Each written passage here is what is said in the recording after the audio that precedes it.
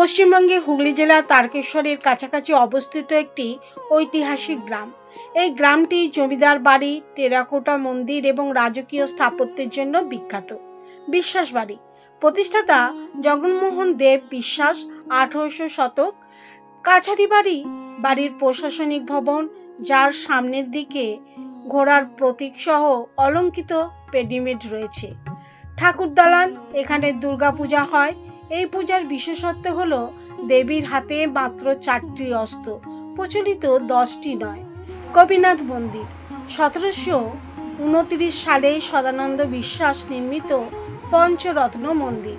এর টেরাকোটায় রামায়ণ, মহাভারত, গ্রামীণ জীবনের দৃশ্য আঁকা রয়েছে। রসমঞ্চ ও দোলমঞ্চ রথযাত্রা, রাসযাত্রা এবং দোলযাত্রার সময় ব্যবহৃত হয়। রায়বাড়ি প্রতিষ্ঠাতা বিপিন কৃষ্ণ রায়, কলিকাতা বন্দরের প্রভাবশালী ব্যবসায়ী।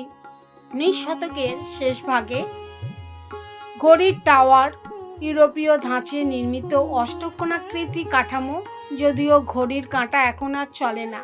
সিংহদ্বার কলকাতা রাজভবনের প্রবেশপথের অনুকরণে তৈরি, যার উপরে সিংহমূর্তি রয়েছে।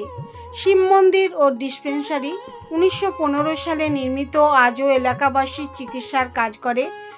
10 ঘোড়ার টেরাকোটা শিল্প, গোপীনাথ মন্দির সহ এখানকার বিভিন্ন মন্দির দেখা যায় অনবদ্য টেরাকোটা কাজ। মন্দিরগুলোর কারুকার্যে রামায়ণ, মহাভারতের দৃশ্য, গ্রামীণ জীবন এবং পৌরাণিক কাহিনী চিত্র।